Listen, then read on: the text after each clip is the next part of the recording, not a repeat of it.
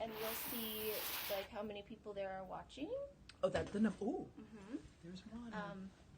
And then here we'll do the same thing. I don't know if you can see this one, but no, that's going to be hard for me without my checking connection. Oh, yeah. Well, then you don't have to, whatever. This is much easier to... Yeah, exactly. That's why we focus on this one. All right. Super cool. So, hi everybody. My name is Dynasty. This is the Monday night Le Maison de Rouge Periscope. Happy Monday. I don't know if you guys know our special guest already, but I'm going to let her introduce herself. But just, everybody, please be polite with your questions and also your comments, and and then hold your, more like serious questions until we're finished interviewing. That way, there may be questions that she already answers for you during the course of the interview. That's why you want to wait until the end. Okay, so tell us who you are and how you identify and all the words and labels that you're associated with, please. Well, hello everybody out there in Periscope land. I go by the title or the name Martine Phoenix, and my friends call me Phoenix and slaves call me Mistress Phoenix. Let's see, been in the scene for over 20 years. Oh gosh, I feel so old. Love dominance. I don't know, I'm a pro-dom, professional top, and a lifestyle mistress. So this pretty much takes up a good chunk of my life. And I don't know, I'm really excited to be here with you this evening. Yeah. Thank you. Thank you so much. And your pronouns? My pronouns, yes. I like to be referred to as she, her. And then can I just ask you about your name real quick? Because it is such a beautiful name. Oh, thank you. So you prefer to be called Phoenix. Yes. And what is significant about the Phoenix for you? Or the name Phoenix? The name Phoenix. Originally, I was attracted to that name because of a storyline within the X-Men. Oh, yeah. Yes. I'm sure all you comic book enthusiasts out there will know that Jean Grey was possessed by the Phoenix, who and eventually destroyed her. And sometimes I feel like that spirit has that tendency to do that on the inside of me. Other times I'm very much drawn to the whole rebirth and regeneration, because I feel like the longer that I'm in this, the more that I am, I guess, burning away the chaff from my personality, coming to a closer understanding of who I am. Yes, so, yes. Yeah, that's it's become very much, on point. Yeah. Yeah, I mean, that is like the unfoldment of evolution, like we become more of what we are. Yes. And hopefully that's that it's like almost like purification through fire. Yes. Yeah. That's definitely what it feels like. Yeah, I feel that too, very, very strongly, especially right now. Yeah.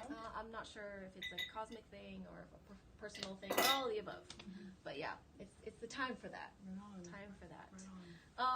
So can you tell us?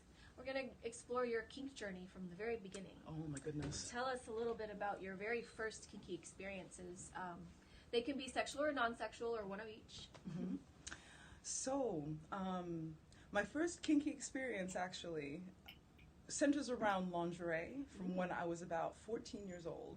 And I can't remember which one came first, but the first one that's occurring to me right now is a dear friend of mine who was about maybe a year or two older than I am, got a vintage corset.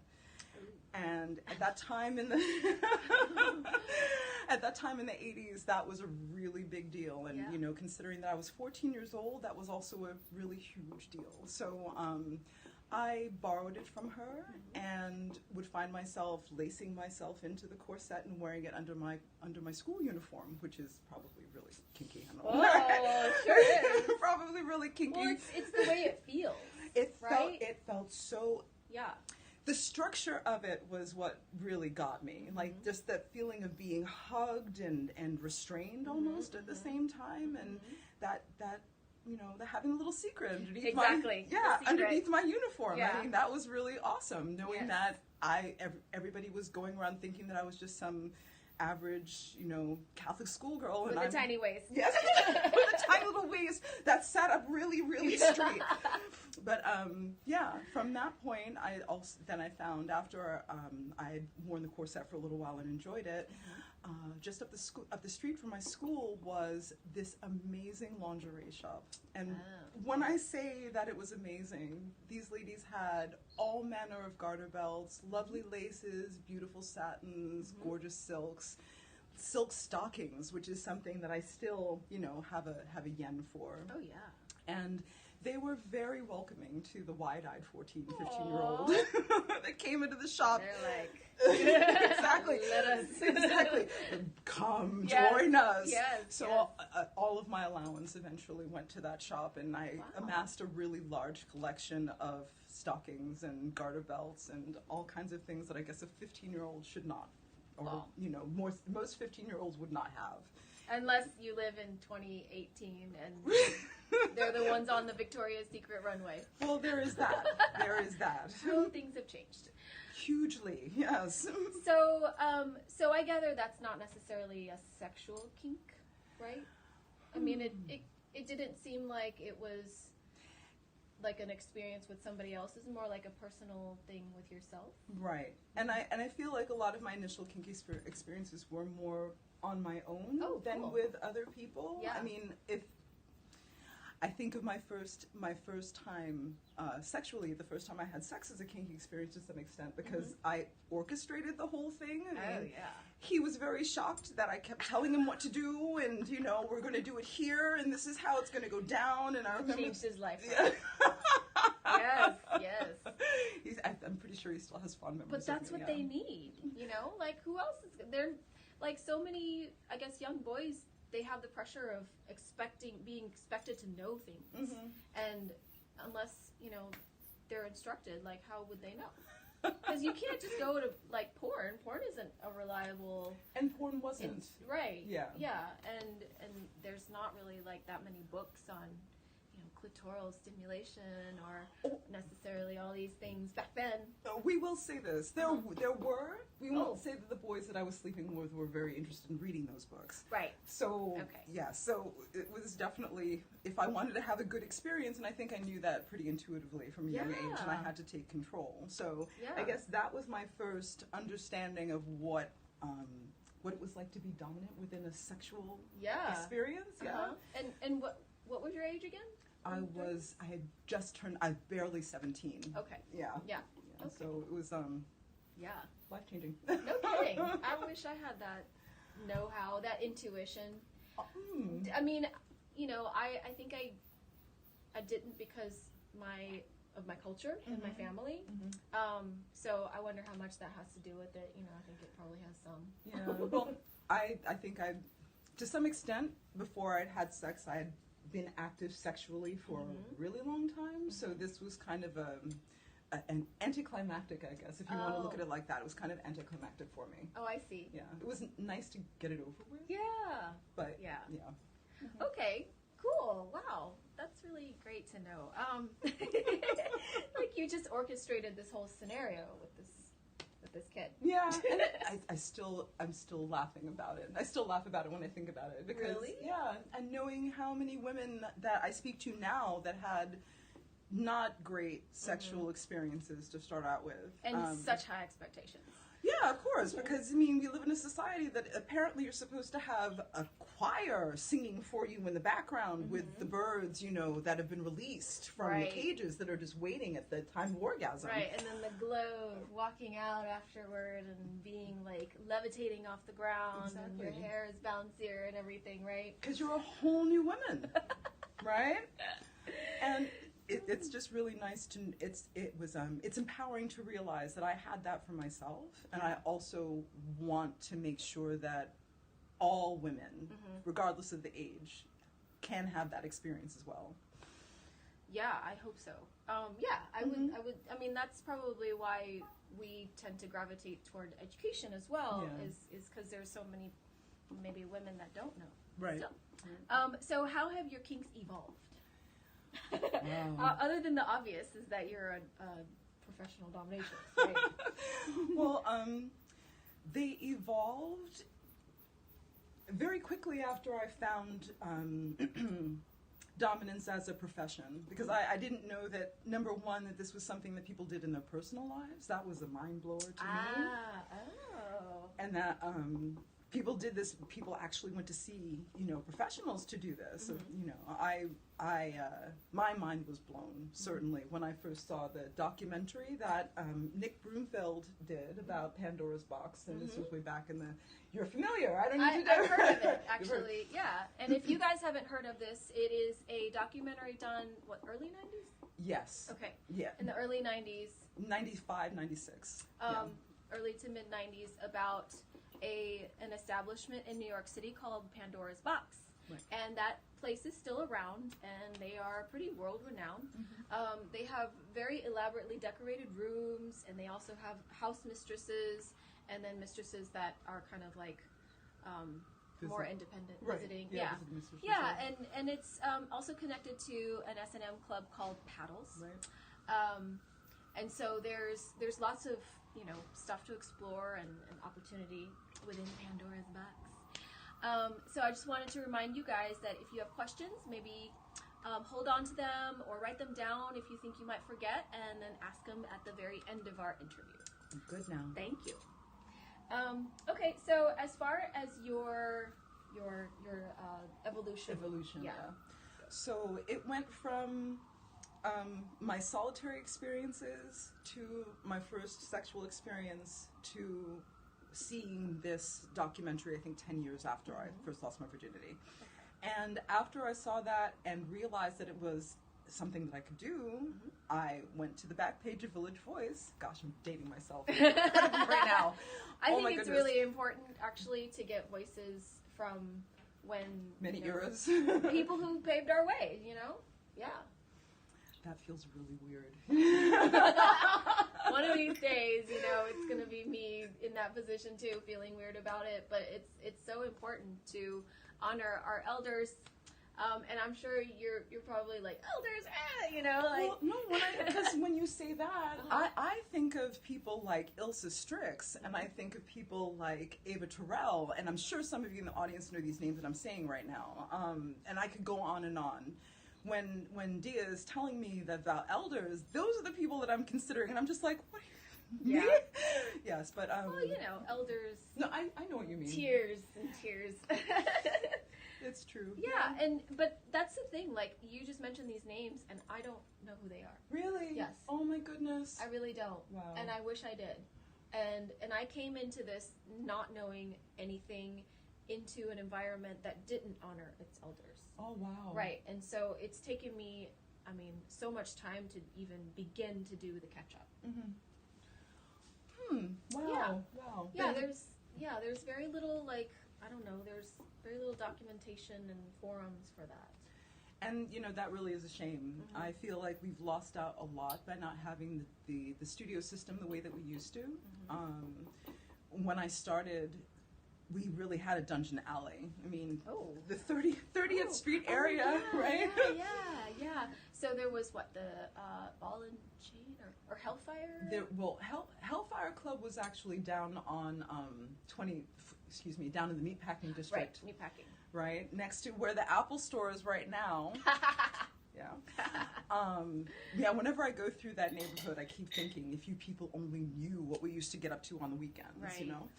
But I feel like our original point is, I feel like we lost a lot when the studio system was put under siege, I guess, by the NYPD about 10 years ago. Previous to that, we did have a dungeon row in the 30th Street area around Fifth Avenue. There were at least 5 or 6 different studios, and very many women who you could all interact with. And my home studio, Arena Blaze, who I still think really highly of those ladies. If anybody's watching, I love you all. I miss you very much, and I hope to get to see you soon. And let's see. So it evolved because of having to see so many different types of kink. Because when you're a professional top, you're seeing lots of different people's inner worlds. You're working with lots of people's different inner worlds. You're seeing many different activities. You're seeing many different ways to be kinky. So I was really fortunate to have the chance to experiment along with my clients. And also the people who became my personal slaves along my journey. And it went into very much loving the control, loving the just, I was just about to do that, stepping in and just Well, you're given all this power immediately. Mm-hmm. And so you really, have to be responsible with it, but also enjoy that you're being given this power by these people. And that's the scary part, Mm-hmm. especially when you're doing it. I feel like the ladies who may get into this more of a lifestyle manner, it's less stressful, because you're not dealing so much with an external and what do you call it, professional, right, and very immediate. Yes, like it all has to happen in an hour. Right, exactly. You may never have met this person. All you may know about them is what they're interested in, and you have to feel it out from the second that you walk in the room. Mm-hmm. So, all of that served to really build my confidence. Oh yeah, and get me to the point of adding on to the personal tease. I turned it into a more public tease. I liked teasing people with the things that I was wearing. I liked teasing people with my, my forwardness and sexuality. I loved getting into the corporal part of it all. You know what? I love it all. Yeah, I love it all. You still do. You didn't like. Did you burn out at any point and then have to come back, or because so few people can sustain that kind of passion and love for it, Mm-hmm. especially when it takes so much from you. Right. So, yeah, how do you maintain? How do you sustain? I stay around really incredible women who I'm inspired by. Mm-hmm. I found myself in a house to train with different people as both as a dominator. That inspired me. Just staying around talented people will keep you really tuned in and locked in, and also just having that innate wish to improve your own skills. Right. There's so much that I can continue learning about bondage. I love bondage. I love tying. I love different things about it. Yeah. There's more I can learn, within that. And I feel that keeping my enthusiasm is all about just knowing that there's always more to learn. There are always more people out there that I haven't met yet. Yeah. Because there's a, I guess in kind of like this, this industry and also this scene of BDSM, it used to be called S&M. Mm-hmm. And now there's all this new terminology and all these kind of principles of consent and words that didn't exist Mm-hmm. 20 years ago. Mm-hmm. And so it keeps evolving. Mm-hmm. And so, you have to keep evolving with it. Exactly. And that's kind of fun. It's like being on a ride and it never going back over the same loop again. Yeah, that's awesome. Yeah, that really is awesome. And that's so apropos, because the feeling of when you're on an amazing scene with somebody Mm-hmm. is like a roller coaster. Mm-hmm. And sometimes that adrenaline just does not wear off. Yeah, totally.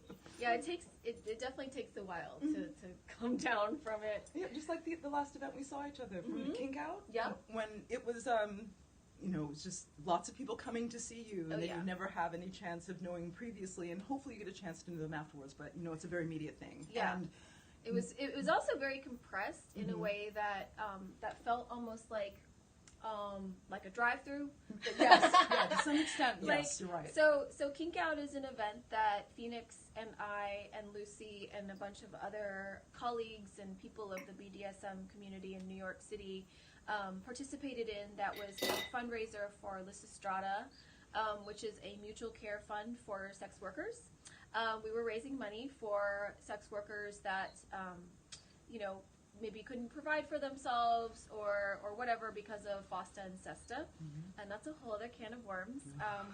We can come back. We can loop back to, but so Phoenix had a slot of time, 2 hours after Lucy and I did on the St. Andrew's Cross, which is a big cross that we secure you to and then do things to you. Naughty things. Naughty, sensual, delightful, maybe painful things. And I believe we raised over $35,000 at the end. Really, yeah, that's awesome. Yeah, that is awesome. Yeah. So as you were talking about, surrounding yourself with these important powerful, inspiring people is super important, because we build community that way, and that's how we energize. That's how we re-energize. Yeah. And I think that's the thing I was starting to say that I missed very much, because we don't have the studio system the way that we did anymore. And even though it may not have been a formalized training, you still had a whole house full of mentors. And maybe if they weren't in your house, they were just down the block.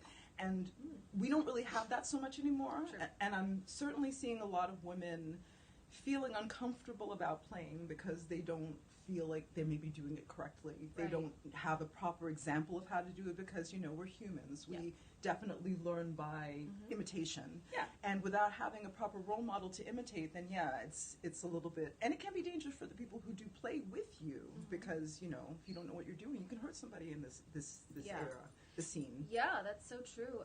And for, you know, I think for the system that you're talking about, like the house system, it is a very nurturing place, but it's very easily corruptible by management. I would say a lot of times, like poor management, and then other feelings of like jealousy or competition. Those things can really kind of implode the whole space, and so it's a delicate balance. And having that, I would call it a sisterhood, was one of the things that really nourished me. Yes. Like I didn't have a sisterhood before then. Oh, wow. I'm an only child, so it was like, oh, this is, you know, Blew your whole mind, new world. right? Yeah. And then there's sisters that you don't like, and but you learn to get along. You know, like you learn to be. Or you just avoid. Right. You just avoid. And then there's, you know, and you learn to like, you learn all kinds of sisterly behaviors in this environment, and then you work it out. Yes. You know, you can't just be a bitch to everybody and have and be able to like keep staying there. Right. Yeah. And that's also the thing to realize, is that it feels sometimes like the entire world is against us. I mean, especially as women doing this. I mean, I feel like maybe it'd be a little bit different if we were submissives, female submissives, because that's just a lot more acceptable, you know? Yeah. But that's how women have been for a really long time. Right. You know, and the ones that weren't submissive were demonized or vilified, Burned or at the stake. Yeah, burned at the stake, or drowned, or just like called names and shamed. And we're not having that anymore. Which is why, I guess, the point of, regardless of how we all interact with each other, we need to have each other's backs. I mean, we're community, whether we like each other or not. Yep. And there are always going to be people who we don't understand and don't connect with, but we have to remember that there are pitchforks out there for us, and we kind of have to stay together, you know? Yeah, and that's really important. Yeah. Yeah, and that actually answers the next question I was going to ask you about, I guess, insights about your work experience. Like, that seems like a really important insight. Yes. And then, do you have any other insights that you'd like to share? The insight that hit me, I think, really early and has never left me is I wish that professional dominance was something that every woman could go through and would experience, because I feel women are so reticent in their daily lives. They're maybe afraid to be assertive because they're not given the space to be assertive. And having that confidence, having that confidence with yourself can help you navigate that much better. Because I guess for my personal thing, I don't have any issue with setting my boundaries and letting you know exactly how far you can go and no further. I feel like a lot of women will say, but I'm trying to be nice. I don't have time to be nice, because then now you're talking about running roughshod over me to make yourself comfortable, and I can't. And they're not mutually exclusive. Like, you can be nice and still have boundaries. Right. Like, being nice doesn't mean you have to be a doormat. Right. And so being able to hold your power and to stand in your truth and still be kind and nice, they can exist together. They can totally coexist. And I think what people get confused about sometimes is the idea that dominance has to be some sort of like aggressive, forthcoming thing that is almost offensive. Well, that was something I had to get over too. Yeah. Yeah, certainly. Yeah. Totally. No, I'm sorry to interrupt you. Please don't be sorry. Please tell. Yeah, that was certainly something that I had to get over. That oh gosh, I'm being nice, or am I being dominant? And some very dear submissives told me, or had me, helped me work to realize that, just like Dia is saying, that you are not mutually exclusive states. And I feel like it's opened things up for me a lot more, especially when I see younger girls, younger women, who when they start out, it's all got to be, very harsh and very hard. And, we can laugh. Yeah. We can have fun. Yeah. Right? We can let you think that you have the power. It's a fun little trick. But it's more like it's like a fun house mirror. Yeah. Appearances can be deceiving when somebody's in power, and as you know, like with our, well, I don't want to get political. Please do. No. Our current person in the presidential spot. Mm-hmm. I think that he is more of a puppet and a money-making machine than an actual person in power. And I think that the reason he plays to the masses is because of whoever's paying him, mm-hmm. and they want him to get more people that are all riled up because of his propaganda and this and that, mm-hmm. and all about the guns and all about the other and mm-hmm. pushing the other out. Right. And to me, that's not power. Mm-mm. That's just being It's kind coercion. of Yeah. right. Mm-hmm. And it's also like he's a very effective puppet. I'm gonna stop now. We'll go on to the next question. Moving on. Okay, so let's back up. Let's just delete the last 2 minutes. So tell me if you think that the future of BDSM, kink, and alternative sexuality is going to be more accepted by, I guess, our world? That's a good question. Or just our culture, even? That's a really good question. I honestly feel very differently about that question from day to day, and that's really no joke, because it all depends on the people that I'm running into that particular day.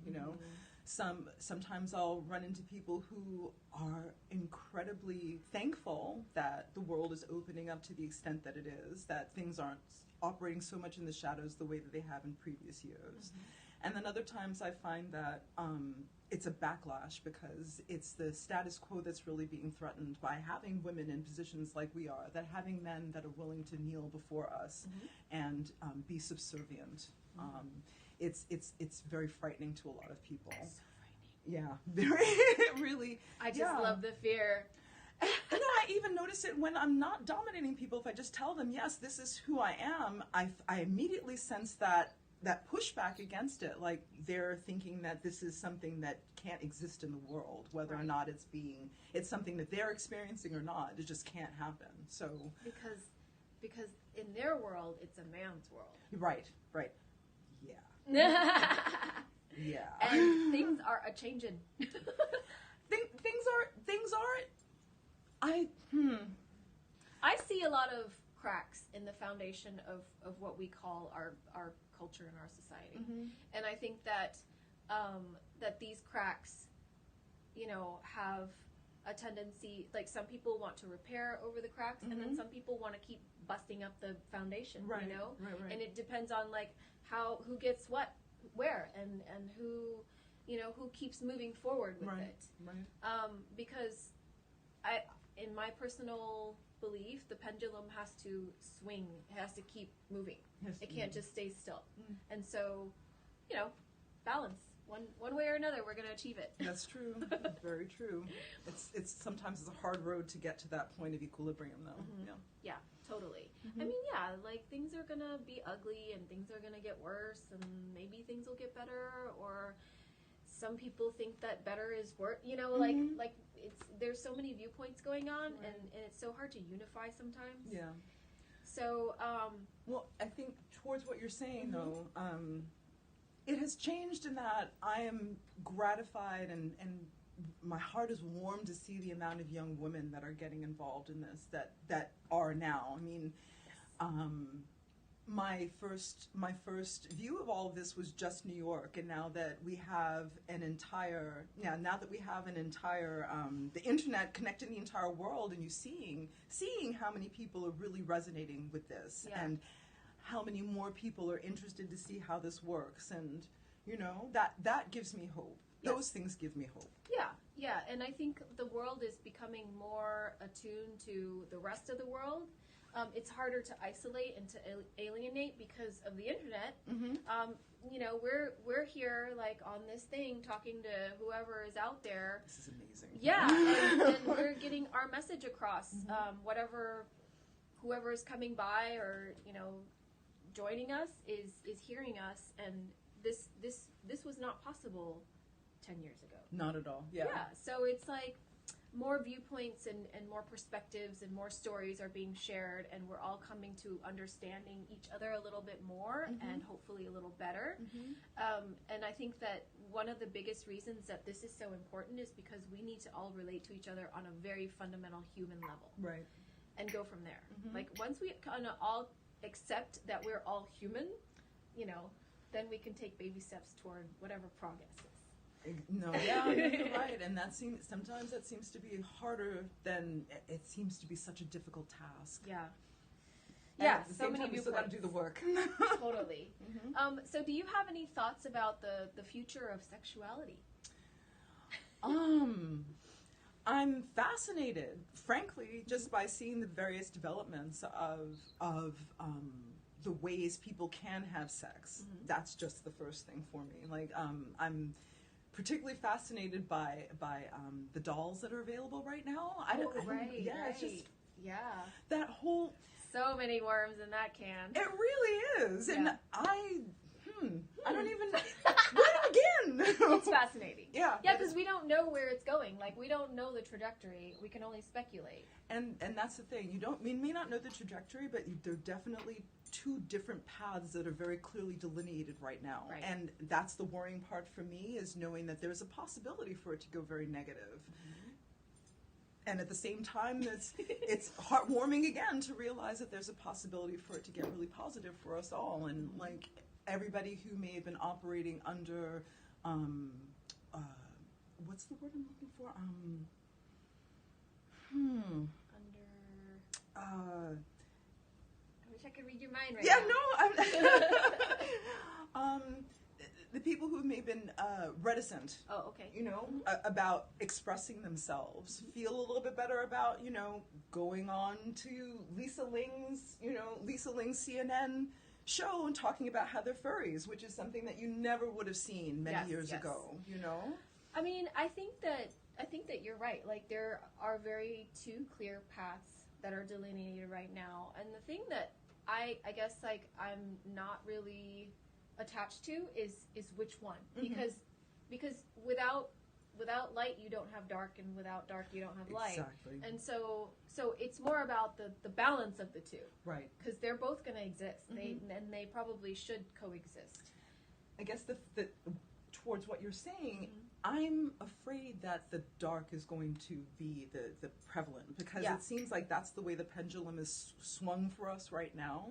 We're certainly operating under much more negative situation than a positive situation, which is not to say that there is no positivity in this at all. I mean, we're just going to have to work a lot harder to get back to the point where it's not about the violence that people are worrying about experiencing, or, just even being ostracized by the people you love because they don't understand where you're coming from.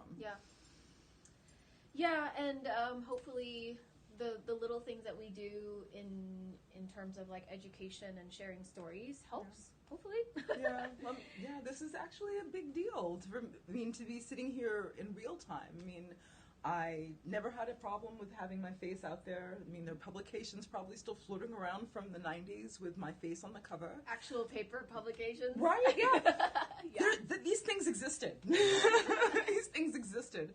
But just sitting here in front of a camera with, our audience and people able to access this is something really new to me. And I feel like you know, it's really important to keep doing stuff like this. Yeah, and you know, you can get your own Periscope account. Like anybody can get their own Periscope account and just kind of like have their own little soapbox to talk about the things, and it's just a matter of marketing and getting the right like photo and kind of like getting on there at the right time and making a brand for yourself, and that's all it really is at this point. Is Right like now, yeah. how to get yourself out there. Yeah, because the gatekeepers haven't quite shut things down for us yet. Not quite.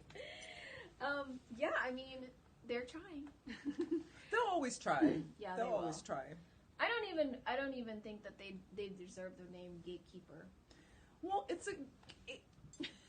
But this is all semantics. We don't have to go into it. It's true. No, yeah. So, as far as a person who is very, I guess, fascinated and inspired by all the people that are, especially the women that are coming into their own power and their own sexual autonomy, do you have any advice? Be true to yourself. Mm-hmm. People are going to be talking in your ear about a lot of stuff, and you have to very much know where to shut them out. Yeah. Do you have any like practical steps towards being true to yourself? Because that's like, it's kind of an abstract concept. You know, a lot of people think, oh well, you know, I am, you know, I'm blonde and I like, I don't know, like Justin Bieber. You know, like what is the self? How do we get to it? Is this too deep? No, it's not. Okay. And this is it's a serious situation, because I feel like a lot of people are subsumed so much within their devices and the social media, ironically, because we're speaking on this right now. You know, for me to tell you gotta use it. You gotta use it, Yeah. yes. You have to use it, but to be obsessed with it is a completely different thing. And I feel like yourself is obscured the more that you're, you know, focused on the device here, because you really... letting it talk to you rather than you talking to it. Exactly. And feeling like you need to follow the crowd, because I'm seeing that a lot. Also, people are so afraid of being out of the embrace of the average. Oh my gosh, listen to me.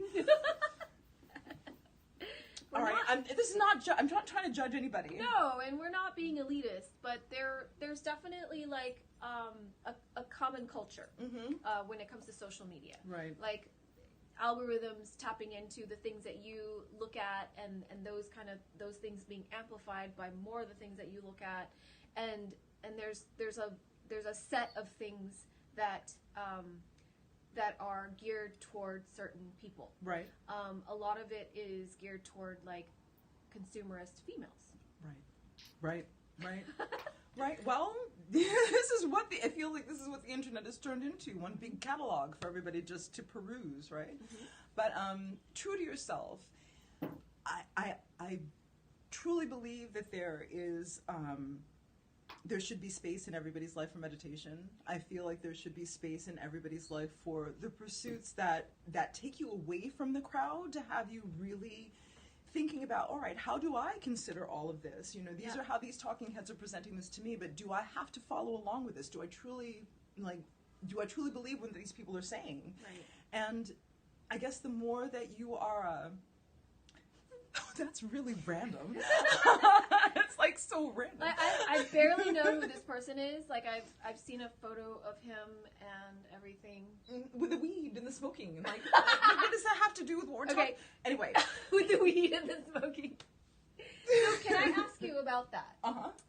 Do you think that something like smoking weed is culture or counterculture? It's turned into culture now. It's no longer counterculture. When you start seeing the alcohol companies investing in the growing of marijuana now, thinking that it's going to be legal in another couple of years, and seeing the legality of it, like, this is blowing my mind, how many states you can actually go to and go to a shop and buy weed. Like, how is that? Yes. Yeah. Yes, this is definitely something that is... Hold your questions till later. We'll get back to that. No, it's really fascinating seeing how that has flip-flopped from very much under the rug to, you know, you can pretty much walk down the street right now in Manhattan and not have to worry about going to Rikers Island for smoking a joint. So I definitely see the same thing that you're seeing, but I also think that there is political action behind that is not solely political, but more financial, like, for financial gain, because they can, once they legalize it, they can tax it and control it. That's what it comes down to. So like, do you think that BDSM and alternative sexuality will ever be in that same vein of culture?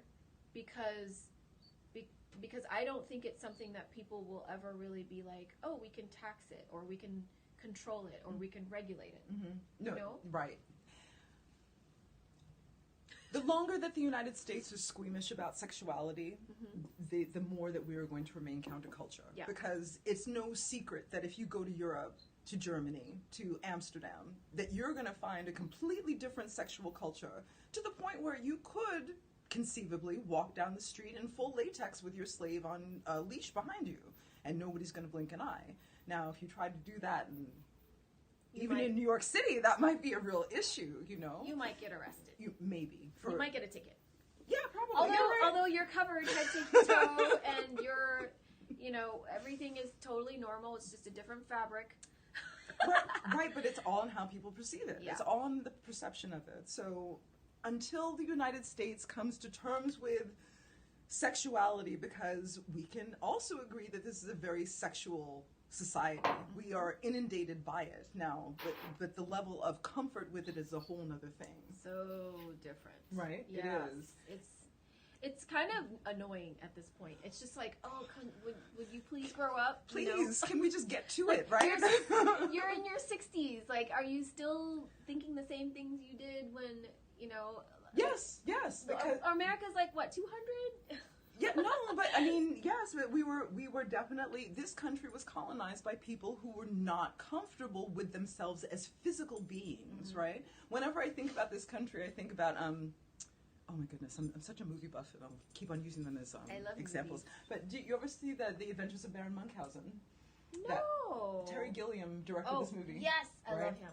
So, one of the stories about that the Baron told was about having an affair with, I think they were these celestial beings, and they were either heads, like floating around in the ether, and very, exalted, right, or they were bodies, right? And then when the head and the body got together, that was the issue, because they were constantly fighting amongst each other. Like, the body wanted to fart and fuck and do all these things, and the head was just, this is too good for me, you know? Yeah. And oh my God, okay. Very much how I see American society. Yes.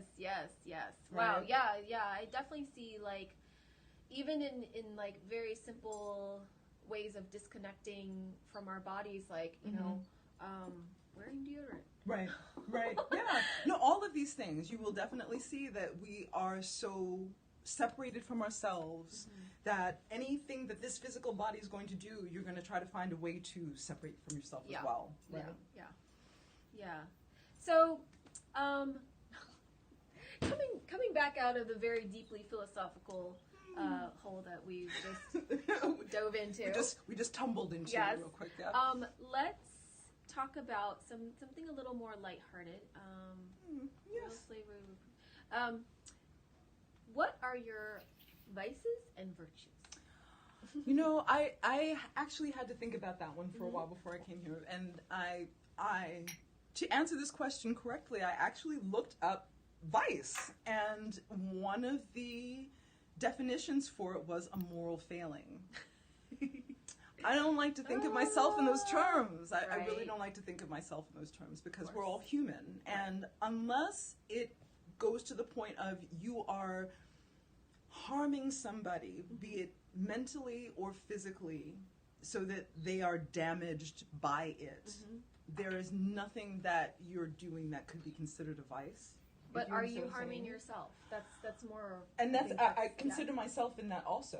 And there's nothing that I'm doing that I feel like I'm not harming myself by the things that I'm involving. If it's not just a pure pleasure for it, I feel like I'm learning something more from it. So, you're like, I have no vices. Well, all right. So I like beating people. I like beating people. That could be considered a vice because, like, what, caning and spanking were considered the English vices at one point, right? True. Yeah, that's okay. It's hard. No, it's totally okay. Yeah. Like, and it doesn't have to necessarily be like something that you are like drastically damaging yourself with. Right. You know, like one of my vices is sugar. I see. You know, and I cleared that out of my. That's awesome. To some degree, I think I've become very strict with myself about a lot of things, and I think that also has to do. Oh, that's so nice. My email address is on my Twitter. Definitely let me know about that, right? Yeah, but we will get to all your information so that you guys can contact her. I will say that are having problems with the vice because the more that I am involved with dominance, the more that I dominate myself. All right, the more that I am my own dom. So the very things that people find themselves having a weakness for, you know, or having a weakness for, they're not necessarily the things that I have the same weakness for. So like those things that people would talk about, sugar or sex, I don't consider those things vices. Well, no, I don't think that they're necessarily vices. I think that they're things that you struggle with sometimes. You know, you struggle for equilibrium. Like some people don't eat any sugar at all. You know, so it's like I definitely have days where I don't eat any sugar, and then I'm so happy for myself, and then I have days where I'm like, oh, I'm just gonna eat, you know, this entire bag of Snickers, and it'll be okay. Yeah, it'll be a good thing. Yeah. Or here, let me just, you know, keep eating everybody else's cake. At this party, nobody else is gonna eat their cake. I'm gonna eat their cake. And it's okay. It's not like, you know, to my complete detriment. But it is a little bit of a struggle. As long as you still have a balance within that, I don't think it's a bad thing. Yeah. And then, so what about your virtues then? Virtues. Well, I think one of your virtues is that you think of vices as not vices. You're very tolerant. Well, you know something? Yes, that is definitely. I feel like if you want to talk about that, then definitely tolerance is a thing. In the body that I move through this world, right? I find myself that many people are intolerant, and the more they know about the deeper inside of me past the superficial, the less tolerant they become. And I feel that we're all here as we're all spiritual beings having a human experience. Very much so. And once we realize that we're all just trying to figure it out, you know, how whatever part of the journey you are in is the journey you're in, and if there's something that I can do to be helpful to you, if it's just holding a space or giving advice or whatever it is, then I would like to be able to do that. And you know what? This is a reasonable question. Trump would not exist if there was not a reason for him to be here. You know, everybody's here in this time because we have to be here in this time. There is a reason for everything. Exactly. Yeah. And it's not all hunky-dory hearts and flowers. And I'm certainly, most people look at me like, what is this black woman saying about this? But it's true. Without him to balance off, you wouldn't have all these people saying certain things and trying to make changes the way that they just weren't doing when Obama was president. I mean, what the hell? You had all these people running around saying, we've got a black president. What's the point? Everything's great now. Kumbaya. No, it wasn't like that. And there was a lot of complacency, which, I don't know, led to, I guess, stagnancy in some areas. You know, and led to this. Yes, right. Yeah, so, I mean, I think... it was Carl Sagan that said, this is one of my favorite quotes, said, I'm going to mess it up. So it talks about kind of even in chaos, there is an order. And even in this chaos, there is some kind of secret order. It's true. That even if we can't see it, we hopefully have some kind of faith that, you know, that it's working itself out. Yeah. Not even hopefully. We have to have faith that it's working itself out. Otherwise, we're just going to be pretty much the way that we all were after the inauguration. Just, Okay. Well, so let's go ahead ahead and let people ask questions now, because I know that there were quite a few people that that wanted to know some things. And I just wanted to yes. say, I saw one person join who I've been thinking about a lot since Kink out. Hi, Bex. I hope you're still there. Oh, Hi. cool. Bex?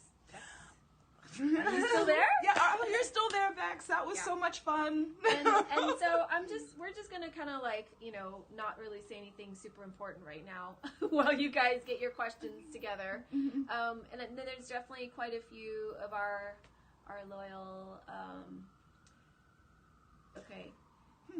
Yeah, I don't know that it ever will be mainstream, but it's probably as mainstream as it can get right now because of, you know, that book. Yeah, yeah. And if you seeing Isabella Sinclair whipping pistachios on television, like that. Yeah. Oh, all right. Oh. Hey. Anyway, hey. So yeah, I mean, what was I gonna say? There's quite a few of our regular viewers on here, and I'll be the best. Aww.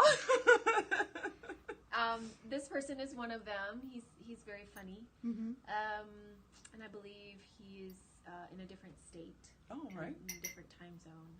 Yeah, so it's like so great to be able to reach so many different people, and then of course this will be archived, so anybody can come back to it. Right. Right. I forgot about that. Yeah. Viewings in the future. Yeah.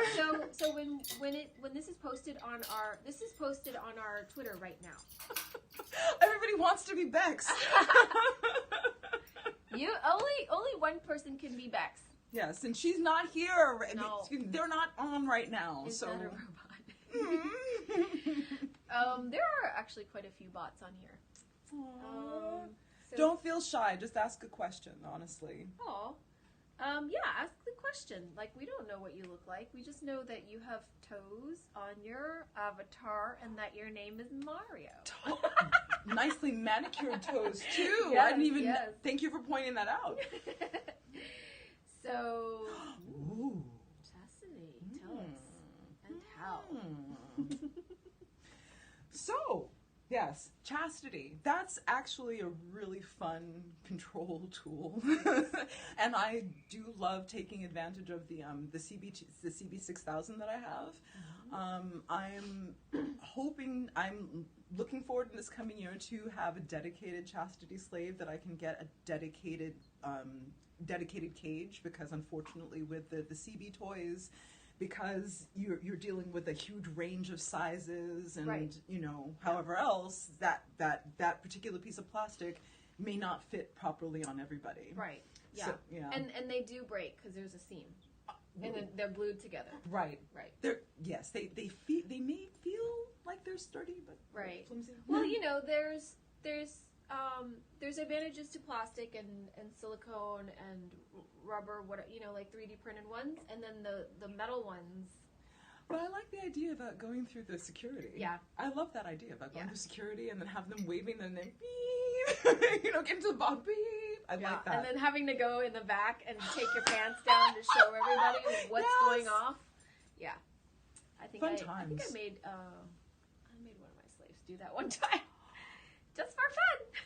That is fun. I know. It's fun. Yeah, it was not fun for him. I think he got really nervous.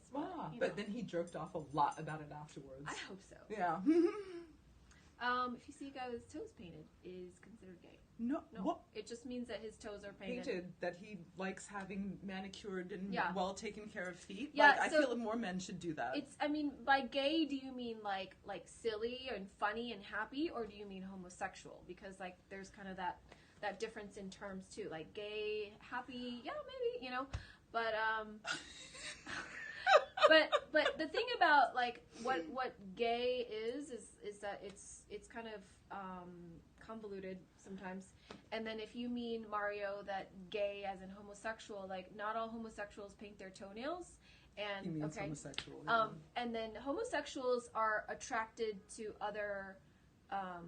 So men are attracted to men and women are attracted to women, and it has nothing to do with painting your toenails. Right, and I feel like we all need to move past that the different activities that you may do make you gay or straight, because I have known many straight men who love doing things that people would think of them as gay. Like, it doesn't make any sense to me that, you know, guys feel like they can't wear umbrellas because they would be considered, like, what kind of stupidity is that? It's just like I guess the patriarchy and its giant, you know, bubble of like what man is and what not man is, and everything that falls outside of that bubble, people are just kind of confused about. Right, and the whole policing and and you should wear them. I mean, seriously. Yeah.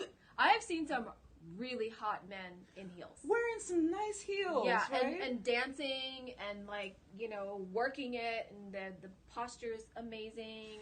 But see, this is the thing. What's this homo thing that you're talking about? We're just talking. We just said for the last 5 minutes talking about how things should not be considered gay or straight, and you're saying homo things. Right. So like if you could maybe deconstruct what homo things is. Like, do you mean cross-dressing? Do you mean anal sex? Do you mean blowjobs? Do you mean just saying suck dick? Yes. Okay. Now that's better. That's much better. And for this, I dated a man. Was my last guy that I dated. And dressing like a girl is also problematic because what do girls dress like? Yes. What do girls? Do girls dress like this? Oh. You know? So one of the men that I dated loved giving blowjobs. Now, loved giving blowjobs. But if you called him gay or even bisexual, he would have a serious problem with that. Right. So, because his orientation is still, you know, attraction to female, sexual attraction. Exactly. But just because you like doing certain things, it doesn't make you gay. Right. That would depend on... If you want to marry a man and be in love with a man, then you're gay. Right. Right. Yes. Okay. Only gay if another man is involved. Involved in what way? You know, like, let's deconstruct all this language. And can I plead with all of you lovely people who are watching to be a little bit more open-minded than saying that if something is like this, then you have to be like this? Can we not be just a person first and then have to operate under these labels? Right. These are the things that I have a real issue with. This is why I think I struggle also with being called certain things, because I'm Phoenix. Nice to meet you. Right. I'm Phoenix. Nice to meet you. Then these are all the other things that I do, but this does not make me one thing or another. Right. Right? Yes. Yes. And then one last question. What is your favorite kink? Right now? Good for you, Mario. Yay! Right on. Yes.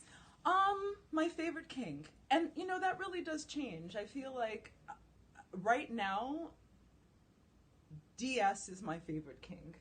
Oh, okay. So, in case you guys don't know what DS means, yes, right. That would, out of BDSM, because that acronym does describe different activities within our scene, and DS would mean more of the service part instead of the activities of SM, like the beatings and the whippings and everything, you know. Yeah. Beatings and things like that. Like, listen to me. Oh my goodness. So instead of focusing on the activities like you would be assuming if you're talking about SM, I'm focusing more the interactions, the dynamic. Right, right. So the power exchange. Right. The power exchange is definitely more my thing. And then within that, then, you know, then there are different activities. And there could be beatings, and there could be cross-dressing, and there could be dick sucking. But all of that falls under the dynamic of dominant and submissive power exchanging. Right. My boy or my girl wanting to please me. Yes, yes. Okay, so Mario, you mentioned that you were in a different country, and I wanted to say, like, I'm sorry I assumed that you were in America, but that it's not so accepted in your country, and so you know, you do want to kind of weigh the notion of, like, exposing yourself in one way or another publicly and kind of enjoying yourself in private too, if it means, like, a difference in survival, right? If you, like, are in a country and they're gonna throw you off a building for wearing nail polish, you might want to think about that. Yeah. I'm sorry. Yeah. I'm sorry you're there. I'm sorry that they're like that. But I would prefer for you to be alive. Mm-hmm. Because that is also something I'm noticing that we as Americans need to be really careful and cognizant of, assuming that everybody in every other country is going to have the same kind of openness. And we don't, Right. as much as we may want to think that we have freedoms, we don't necessarily have freedoms in this country. Like, there's certain places that you could never go doing the things that we do and expect to get out of there alive. Totally. Right? Yeah. But, you know, throughout the entire country of certain places, yes, you would want to be really, really careful. And Right. as Americans, we need to just take that into consideration. Yeah. Yeah. So, take what we say with a grain of salt if you're not in America. All right, so we are at the end of our Periscope. So please tell us about your social media handles, your upcoming projects and events, and anything else you would like to promote. So, I can be found on, Twitter under @Martine Phoenix. That's all one word. And that's the name that you see across the Periscope title. Oh, right, that's Yes. right. And then on Instagram, I would be @Martine_Phoenix. If you would like to find me on those locations. You I'm sorry, what was the other?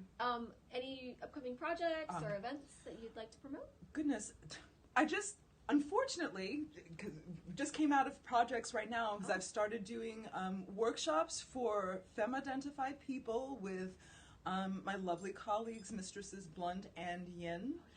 And we had a really wonderful beginning with that, and I hope that we're able to continue. And of course, any femme-identified, and this is not to say males are excluded and females only, but if you identify as a femme, we'd love to have you learn more about SM.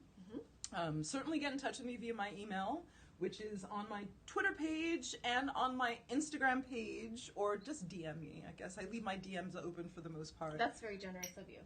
Because people haven't been incredibly, they haven't done anything to make me want to close it yet. So this is the test. Good. Yeah, this is that's definitely really the test. great. Okay, yeah. No, I feel like. So is this more like a SM 101? Yes, this is an SM 101. It's for people who are really interested in kink and have had no idea about how to proceed, and hopefully are combined like 100 years of experience among the three of us. Whoa, that's a lot. That's priceless, you guys. 100 years of experience. I exaggerate, but still, it's a lot. I mean, Blunt's been involved since she could have been involved, and both Yin and I had been involved for very many years. So yeah, there's a lot of. It's not a bad label. No, not a bad label. But yes, those are the projects. So keep looking out for on FetLife for more workshops to be posted. Keep looking on Twitter for more workshops to be posted. The events that I seem to be involved with Kink Out, which is a really wonderful, physical, actual space for us to all join in and like explore and be with each other and like it's a very relaxed social environment, but there's lots to do, lots to see. You can sign up for for a whipping or a beating or a flogging or a spanking or the boot blacking, which man, that was so popular. And there's even there were tattoos last time. That was amazing. So thank you guys for being so polite and asking very important questions for Phoenix, and we'll be back next week. And I'm Dia Dynasty, and thank you again for joining us. Thank you for having me, Dia. All right, goodbye, everybody.